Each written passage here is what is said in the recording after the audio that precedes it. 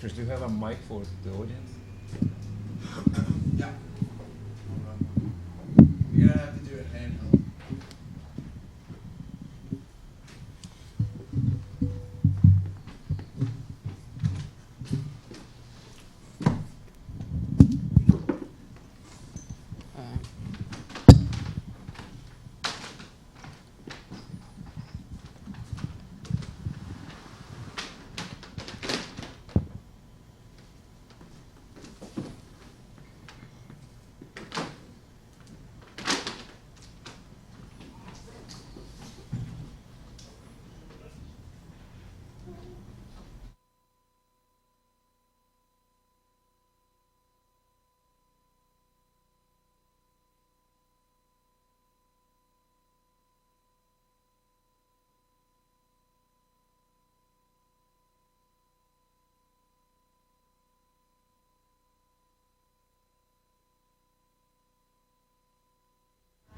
Good evening, everyone. This is ThatCrypto at that channel, and I'm Denis Serebryakov.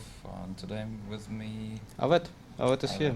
Adrian, and it's a special day. It's almost 11th anniversary of the publishing of the Bitcoin's white paper. Actually, it's 2 days from now, but we have meetups on Tuesday, so let's say it's today. Well, it's crazy to think about it. Bitcoin is such a huge part of It is. of the global history and the finance, and everyone is talking about it. Central banks, Federal Reserves, Congress, and U.S. Congress, and like the presidents and everyone else. And it's only 11 years. Yeah. We already had YouTube and internet and We had everything in Facebook, that and time. everything was there 11 years ago, and so this is how it started. And I actually wanted to check the white paper and see and kind of summarize and see what Satoshi was thinking, actually what problems he was trying to solve. And the white paper is actually very short. It's like 8 pages. If you compare it to the ICO's white papers that sometimes hundreds of pages, but this is pretty simple. So if you want to ask a question, there's a mic so that everyone can see. You're welcome to ask anytime. So, okay, so as we can see, this in introduction, there is a problem that well, first of all, it happened on October 31st, 2008, through the cryptography mailing list, and then for a couple of months, was this November and December, the group of people were emailing back and forth, asking questions with Satoshi, and actually you can find all those emails at nakamotoinstitute.org. They actually collected everything that Satoshi Nakamoto posted anywhere.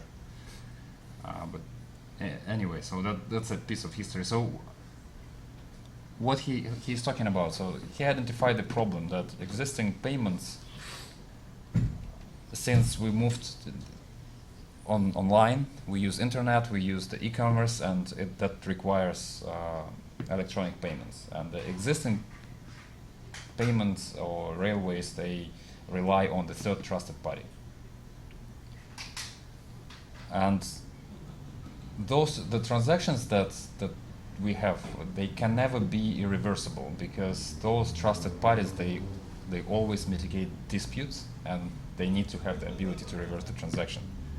So that the cost of mediation increases the transaction fees, obviously, which puts a limit on the minimum transaction. So like, you cannot pay 25 cents with a credit card because the transaction fee is like 50 cents at least, whatever you need to do.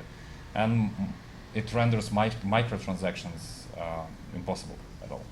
So you need to batch everything to the minimum transaction size available.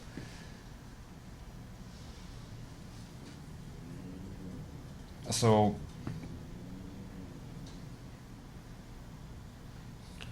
we can say it was one of the first, but not absolutely the first attempt to build such a solution. So on the other hand, when you have this reversible transactions, it poses an extra cost for non-reversible services.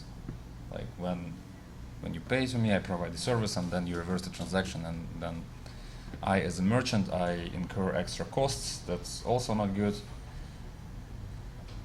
So which requires an extra need for trust. So me as a merchant, if I know that the transaction can be reversed, I need to know my customer even more. So I would like to collect more information about the buyer so that I can understand who they are, what they do, basically just to build a little bit of trust. And it's completely not unnecessary for me. I don't need to have this information. And in all the transactions, some level of fraud is considered as unavoidable. So it's already calculated in cost. So this is basically the problems that Satoshi Nakamoto described in the introduction of Bitcoin. He doesn't talk about the fiat currencies or anything like that, or the censorship resistance, or Nothing. whatever we hear right now. Everything is Or pretty even simple. anonymity wasn't clearly shown there. So the solutions for such problems can be just cash.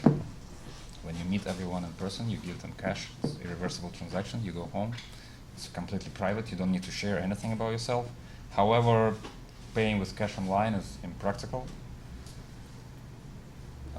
So he came up with an idea. Actually, there are two main ideas. First of all, how you prove the ownership of the coin, and for that you use the public key cryptography. So with the cryptographic proof, you can prove that you own the coin, and you can spend it.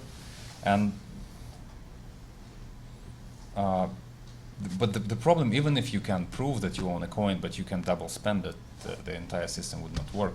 So you'd still need that third party to kind of Keep the to see to prevent the double spend. So basically, you need to look at the database and see if this coin was spent before or not. But then, if you introduce the third party, so you introduce the central point of failure and actually the trust on this third party. So that was the idea. So removal of the third party plus providing the cryptographical proof of ownership of coins, of money. So with that, he introduced the proof of work, and well, in the solution, in the very beginning, he actually says that the entire system will provide the computational impracticality for attackers to reverse the transactions first, and that would protect the sellers. And in order to protect the buyers, the simple escrow solutions can be implemented. So I assume he would think something like smart contracts or multi-sigs, where Well, actually, scripting is enabled within Bitcoin protocol, so from very beginning. And simple scripts can be written, and of course, the primitive escrow system can be implemented right in Bitcoin. You don't need anything else even for that. well, he doesn't specify what routine escrow mechanisms are, but I'm just assuming that something like smart contracts or multi-signature, Would be the multi-sig transactions where you would still need some third party to kind of sign the transaction. And so now you have the cryptographically proven ownership of coins because of the public and private key cryptography, but you still have the double spend problem. So for that, you can have a centralized party, which is a mint. Mint, for example, that produces a coin, and in order for you to spend the coin, you send your coin to the mint. The coin is destroyed. New coin is created, and then transferred to the party you are sending to. But this is a central point of failure, so it doesn't work. To accomplish the same procedure but without the trusted party, so he identified that all the transactions must be publicly announced so that everyone knows that this transaction happened, and that's why you cannot double spend, spend the same coin the second time. the problem actually here is which transaction is the first transaction. So if I send the same coin to two different addresses, so what we are going to consider as the valid transaction, and the second transaction is not valid. And for that he introduced the solution as he called it a timestamp server. So he doesn't have a word of blockchain. I think the word blockchain was introduced in something like in 2011 or so. And the entire solution is based on the timestamps, how you produce them.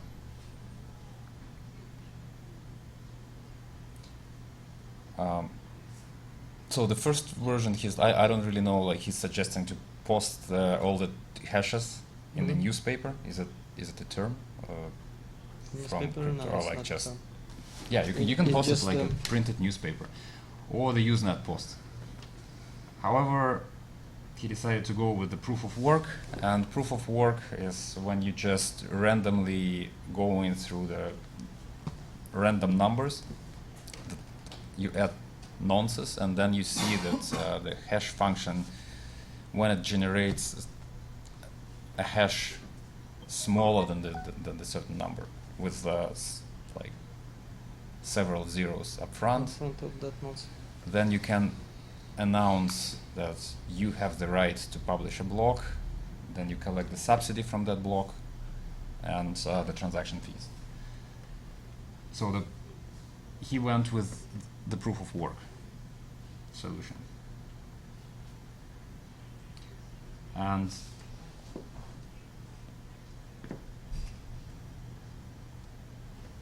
so with the proof of work, he actually, his idea was that proof of work also solved the representation problem in majority decision making. So the higher the hashing power we have, the more voting rights you have. And we see it like when there is a chain split, for example, when Bitcoin Cash happened, for example, the consensus changed, and then the miners or anyone who's willing to commit the hashing power, they just decide on which chain they continue to be. They want to work and continue to build. So his idea was that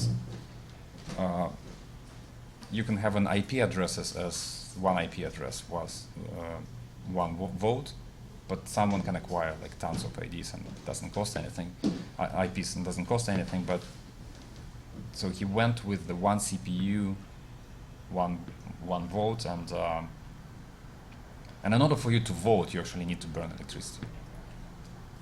So, and he actually talks about the difficulty adjustment in a very interesting way. And he says, in order to compensate for increasing hardware speed and varying interest in running nodes over time, the proof of work difficulty is determined by a moving average targeting an average number of blocks per hour. If they're generated too fast, the difficulty increases. It's not clear why he actually thinks about increasing or changing the difficulty at that particular moment, and why it was important for him that blocks are generated every 10 minutes. So obviously it's very important for the monetary policy, but it's not in the white paper at all. It was to be disinflationary. Yeah, I know, but he doesn't discuss any monetary policy in the white paper at all. He doesn't discuss the problems with current fiat system. He's just talking about the centralized third party. I guess he's just proposing a solution, and implicit in the paper is that the only reason he's writing it is because all these problems that you can go read about. Maybe. Well, maybe that's why, like I was looking at, he actually described the difficulty adjustment, which is important for the monetary policy, so you don't inflate supply extensively. But he doesn't explain why. Oh, at least he doesn't give strong reason for that. So basically, he describes how networks should be built, and so 6 easy steps. New transactions are broadcast to everyone on the network. Each node collects the transactions and built a block out of it. Every node or every miner, well, when Bitcoin started, every node was a miner. Right now, you can be a node without mining anything. So every node is trying to solve the proof of work, trying to find the smallest hash, the hash that is smaller than the difficulty. And when a node finds a proof of work hash, they broadcast it to the entire network, and every node on the network validates the contents of the block and the hash, and if they agree with everything, they start building on top of it. They start creating the next block on the top of that one, and this is how they vote. Actually, this is a voting process. If they decide to work on top of the block, it means Yes, they it's vote accepted. for the validation of that block. If they don't like the block, People refused, yeah. The they, other they, block they will refuse go- to include it. They start mining on a different version. But the majority of miners have to join, because if you just decide to invalidate the valid block and start mining, like everyone else will start working on a different chain, you'll just burn your electricity for nothing. So then he proposes the incentives, which are the block subsidies. In order for people just to join the network, burn electricity, and run the nodes and solve these problems, he decided that they need to be compensated with something. And then again, he's describing that there will be a subsidy. So it started with the 50 bitcoins per every block per 10 minutes. And the second reason for that, he didn't know how to distribute the money first. In order for everyone to start using it, somehow they had to be distributed. So he decided that paying for blocks is a good idea. And also the miners are compensated with transaction fees. And even in the white paper, he kind of described this idea that with time, when the Bitcoin runs out of block subsidies, the miners will be compensated by transaction fees alone.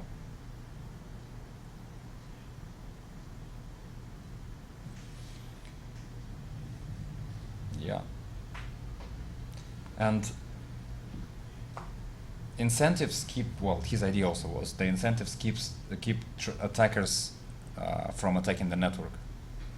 The incentives keep nodes honest on the network, because so if you have a lot of hashing power and computing power on the network, you have two choices. You can play fair and you can collect all the subsidies and transaction fees, or you can try to, let's say, double spend.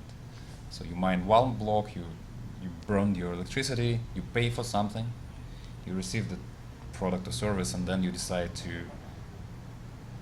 change the block.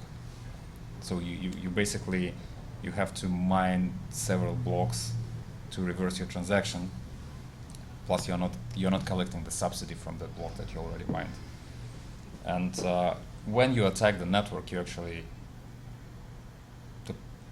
create the situation where people stop believing in the security of the network, and if your wealth is in Bitcoin, the price of Bitcoin will fall. So it's pretty good incentive.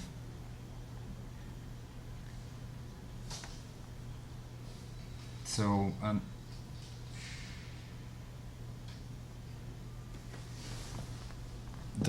even in the white paper, Satoshi's talking about the SPV wallets, the wallets that don't keep the entire blockchain. So they only connect to the node, download the headers of every block, and this way, this is how we can use our wallets on our phones without having the entire nodes on our phones. And this is interesting. He was thinking about this in the very beginning.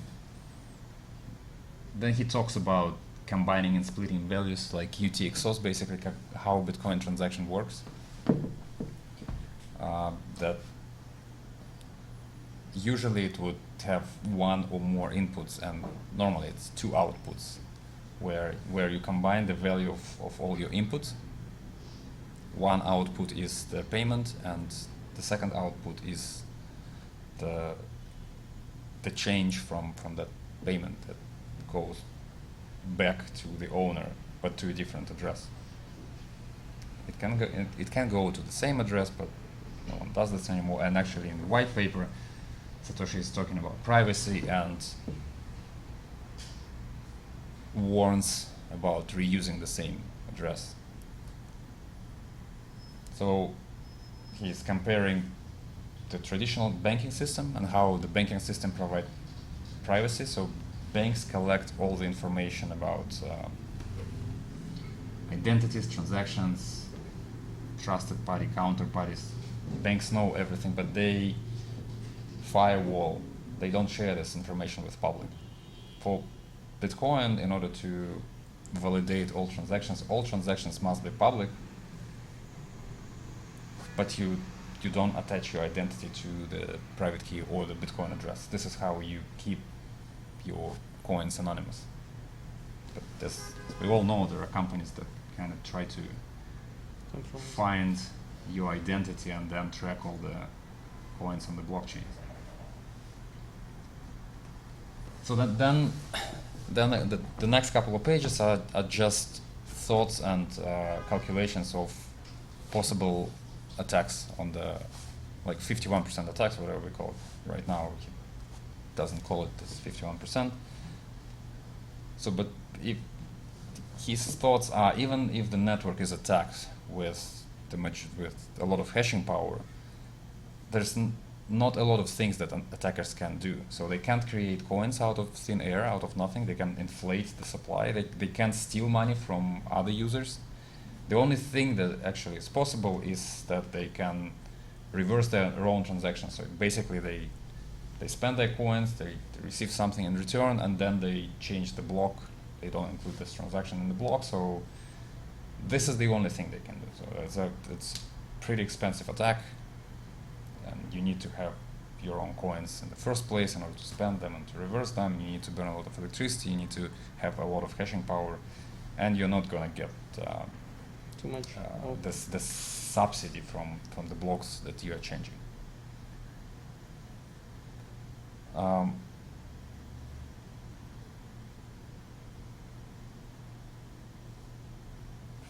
So yeah, so here we can see like this different probabilities of how many blocks we need to wait in order, like depending on how much hashing power the attacker has and how many blocks we need to wait to be sure. Or like there's the probabilities with the number of blocks on top of the blocks containing your transaction, the probability is dropping exponentially. That was his idea. So and then in conclusion, what can we say about the white paper? So Satoshi is proposing the electronic payment system without relying on trust for the third parties. Coins are made from digital signatures, and this is how you can prove ownership of the coins. To prevent double spending, the network uses proof of work and keeps the public history of transactions. The attack on the network is impractical, using the hashing power, like basically 51% is impractical because it's expensive, and it makes more sense just to play fair and collect this block subsidy. The network is pretty simple and robust. Nodes do not require coordination. They all work at once. Nodes don't need to be identified. Messages are routed on the best effort basis. Messages and like Bitcoin transactions. And nodes can leave the network and join the network at any moment, and they accept that the longest chain with the greatest proof of work is the true state of the network. Does he talk about how fees are calculated? Fees are not calculated. You decide how much you want to pay. Transaction fee, you mean? Yeah, it's your decision. You don't even need to pay fees. And in the very beginning, I know it's in 2013. So you didn't have to add fees at all. So like the fees was an optional field. Right now, wallets don't allow you to go lower than 1 Satoshi per byte. I don't know if it's the rule, like a consensus rule, maybe or not. I'm not sure. But So you that's just pay to incentivize a miner to mine to To in- verify To, your in, transaction. to include your to transaction. include in your the block. transaction, because this is a marketplace, just like in eBay. You are bidding to include your transactions in a block. The block size is limited. So if you want your transaction included, then you pay a higher fee. If you want your transaction included in the next block, you pay even the higher fee than everyone else, basically. So that's how it works. Yeah, and basically the voting in such a network is done by the hashing power. So if you agree with the consensus rules, you continue mining on top of the block built by those rules. Every time there is a split of some sort, every time there is a change in consensus, everyone on the network is voting with their mining power by working on the block that they believe is the valid block. And again, in hash, the difficulty is introduced, right? So the winner has higher difficulty. So if there is, let's say 2 for simplicity, 2 calculations happen, one is higher difficult than another, the higher difficulty is included. Why? Because it's obvious there was more, like it's the more a calculation happened, more effort happened, more CPU power, CPU or computational power happened against highest difficulty block, and that's getting included. So, of course, theoretically, somebody can just replicate the whole huge network of Bitcoin with even higher difficulty, but it's indeed theoretical. On practice, Well, you need with a higher difficulty. You can't. imagine. Well, you need to burn electricity if you wanna. In And it's easy to crazy prove, amount. like because of the hash, Yeah. smaller hashes. And then, another interesting part to look at the references. First of all, there are only 8, and the first one is a reference for B money from Wei Dai. Mm-hmm. Well, the story with this thing is that actually in August of 2008, Satoshi Nakamoto sent the white paper to Wei Dai, but he never heard of the B money before. Mm. So he wrote and created Bitcoin without knowing about the B money. But then because they kind of communicated, he included the Wei Dai into And that's the the first references, even though he didn't use his ideas. Then we see a lot of references to the timestamping. It's the number 2. Number 3 is how to timestamp a digital document, improving the efficiency and reliability of digital timestamping, secure names for bit strings. It's from the same authors. It's about timestamping. One reference to Adam Back about the proof of work, like hash cache and denial of service countermeasure. One reference to public and private key cryptography from the 1980. Well, Yeah, this is the oldest one. This is the oldest Merkle. reference. Most of the books were published in the 90s. Yeah. Well, this is that Merkle whose name is Merkle 3. Yeah. So So basically, the entire Bitcoin network is just a system of timestamps. Yeah. Timestamps of timestamps. messages. So basically, we send messages, a messaging system with timestamps, and that uses cryptography. Well, background looks pretty simple. However, the results and consequences are huge. So Matt, what do you think is going to happen in the next 11 years of Bitcoin? If you could grab the mic right. I heard a good theory yesterday about hodling or hodling. I'm still not clear on the pronunciation. Maybe it's in the white paper. But store your bitcoins and don't even look at them until after 3 more halvenings. Should be what, 9 years? You'll forget how to use them, how to access them.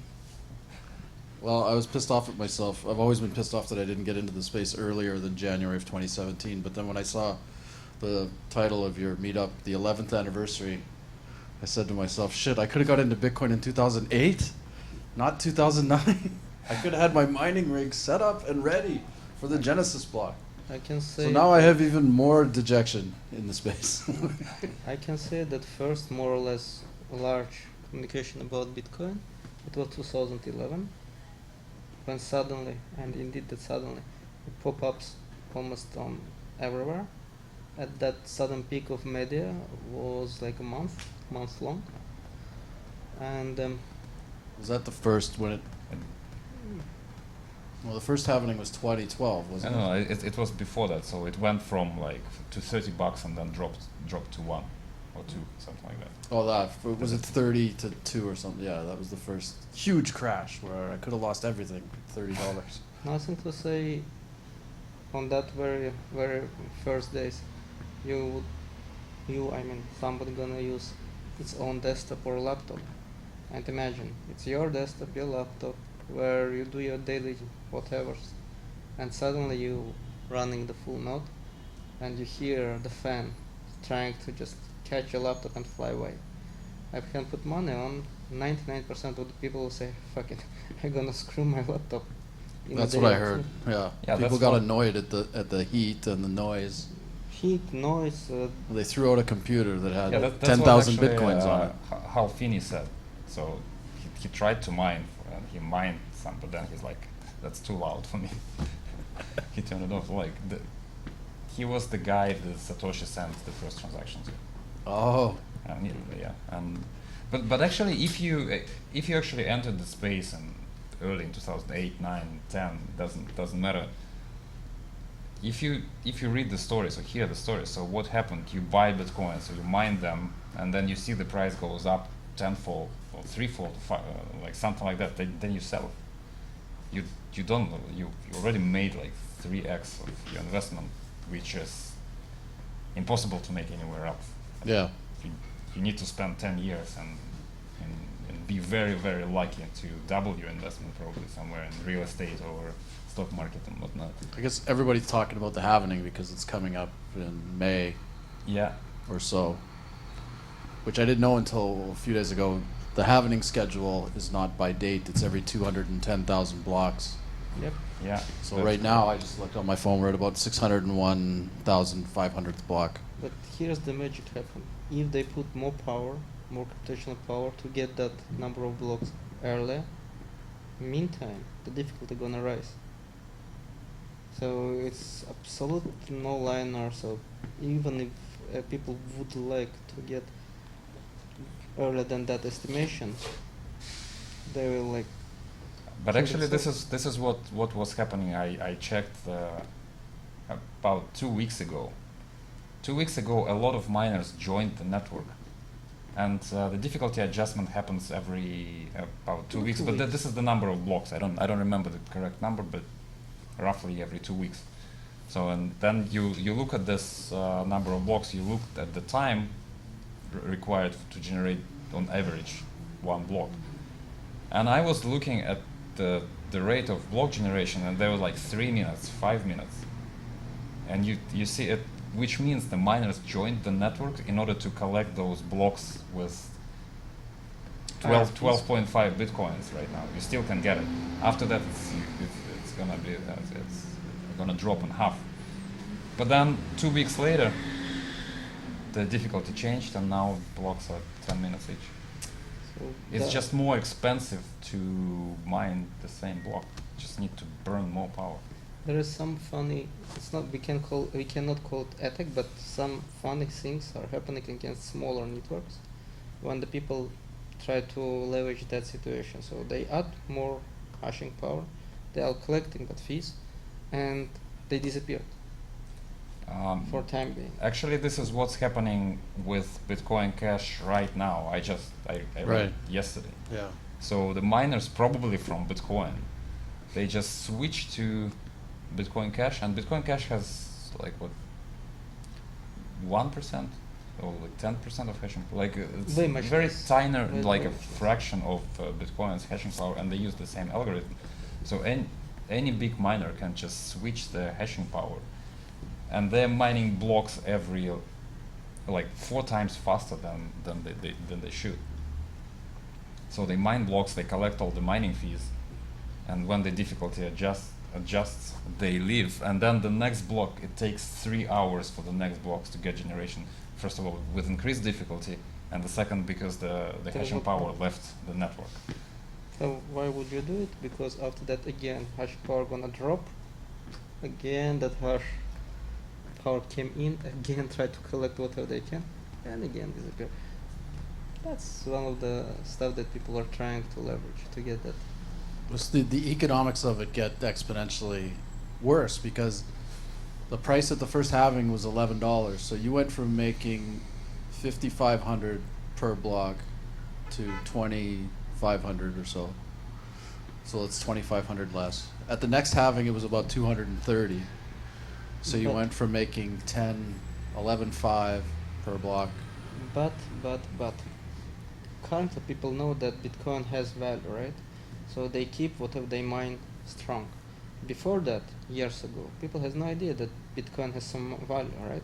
So they were mining, collecting that high fee, and then just forgot it. No, miners sell everything because they need to pay for electricity, and actually the Right, but economics now they're economics making- are the same. So if you No, think about it, On that one, but in terms of fiat coming Oh, back, that's they're making also- $125,000 a block right now, and that's going to go down by $60,000. well, because That's a it's, lot. because it's a free But if market, it's so priced there for should be an equilibrium. So if you make a lot of profits, if you mine bitcoins and the price is higher than if you we had- spend less energy than you get the revenue from selling your bitcoins that you mine, then more miners will join the mining thing because it's profitable.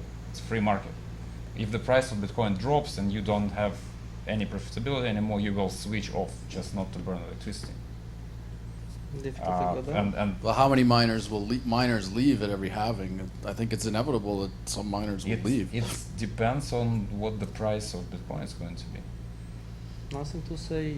So I mean, it the does make it equilibrium- more scarce, right? Of That's course, the whole yeah. idea that So there's and less actually, bitcoins being made, and in theory, because there's less and they're valuable, they become more valuable. and also the Supply and demand, the right? flow, because miners sell all of their bitcoins right now because they need to pay for electricity. This is their business model. So whatever they mine, they sell on the market, more or less. And then After the halving, that supply will drop in half, and Okay. the market will have less pressure, like downwards pressure. I can easily give you another more scare solution. For example, here in Canada, in the province of Quebec, they by any Sorry, I given can't reason, hear.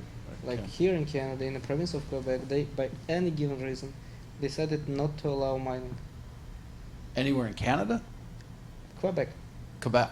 the province with higher hydropower abilities, if by any given reason they decide not to allow mining, well, here's another scare story. Yeah, well, When did I that heard the happen? miners have been getting together and kind of consciously been deciding to diversify across different countries to spread out that risk. There's not too many places in the world when you can indeed get electricity cheap. Iceland. Another, I think 75 or 80% of Iceland's energy is geothermal. another one. But the other thing is it doesn't have the variability of solar and wind. It's like turning in a plug, right? It's always on.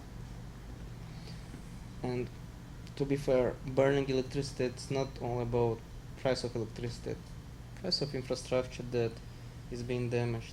It cost of transformations that can be easily damaged. The cost of humans that need to maintain and keep everything up.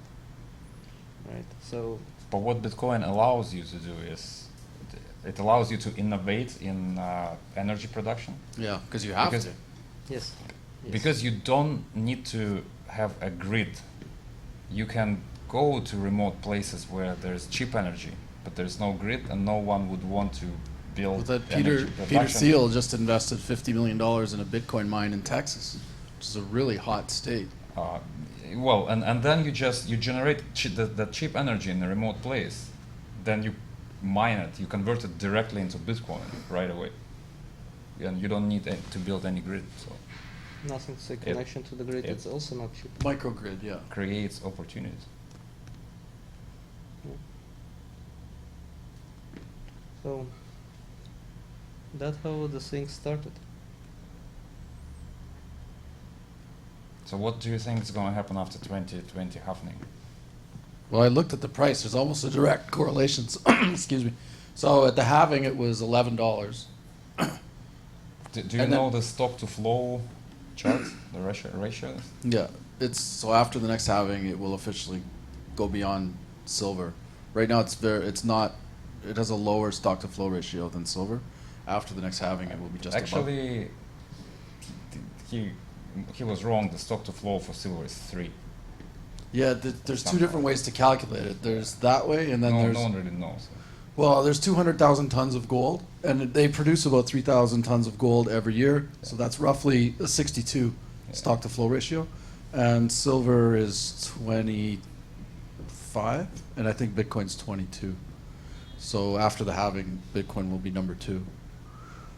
But the cool thing I heard is that in the last 100 years, 50,000 people have died mining gold, and nobody's ever died at a server farm. So Not there's the human cost associated. Yes, that's other story. But And mining gold, if you picture a gold mine, it takes a lot of energy to mine Yes. gold. Yeah. well, The Bitcoin energy discussion is a whole kind of separate debate that we can get into. Oh, so the number I was getting to, it was 11 at the halving. It peaked at 1100 and crashed, still a crash, to 220, which is 1/5 of 1100. We peaked at, or the halving was about 230. It peaked at 20,000, which is about 85x, and then it dropped about a fifth to 4,000. So based on that logic, if we're 10,000 at the halving, we should have an $850,000 Bitcoin that will crash to about $170,000. Although I Yeah. don't think it's going to get to 850, but that's just following that. but you're not planning to check your bitcoins until 3 more halvings. I imagine 3 more halvings, 10 years from now, 9 years from now. So It's a long-term investment. you better start taking care of your health. Going to gym, you need to last $1, for the next 3 $1 halvings. Tufi Saliba says we're going to get to a $1 Satoshi, Hmm. which is a massive market cap. I don't even know how big that is. Well, there are indeed lots of opportunities came from this simple white paper. There are lots of cool ideas being generated on top of that. One of the things, we have lots of developers, and not all developers get that hands with the crypto analysis, cryptography itself. Like even before that, it wasn't so many people focused. So the side effects of the Bitcoin are huge. Oh, on top of lots of people suddenly learn about financial system. That for them was only what I have about financial system, my credit card, which sometimes people even forget to pay off. And Yeah. privacy. And not to say privacy, yes. And cryptography in general. So many things. So direct effect is pretty significant. The side effects altogether are very huge. And also Bitcoin changes the time preference. Like if you, right now with fiat system, we incentivize to spend immediately. Moreover, we incentivize to borrow money and spend. We have a very what is high time preference at the present moment. With Bitcoin teaches you low time preference when you think about the future, and then when you think about it on the great scale among all the people, then it changes the entire culture of meaningless consumption. So yeah, so many things. Thanks for cool presentation. Yeah, that was an interesting dive into Bitcoin's history. Yep. Okay, thanks Yes, everyone we for do. coming. Let's wrap up, and we'll still hang out. We lost our technician. Yeah. Well, I guess we can hang That's out a wrap. anyway. We can just haven't seen you for a long time. I know. What's going on? Been mining Turn Bitcoin? this off. Ah, it was off. Oh yeah, No, it was. it's working. Yeah, Oh. I've been working a lot. Let's check the live stream. You ever seen this website? So this is real-time Bitcoin transactions. Each ball represents a different sized transaction. Oh, I like this. Yeah, I've seen it. Oh, you see it? I've seen a different version, not this Like- one. I was watching it and a huge ball came down. So it has the smallest transaction in the block. Yeah, let's Yeah. wrap up. Let's wrap Oh, up. Yeah. sorry. Crashing the show. Nah, absolutely. Bouncer. More flavor to it.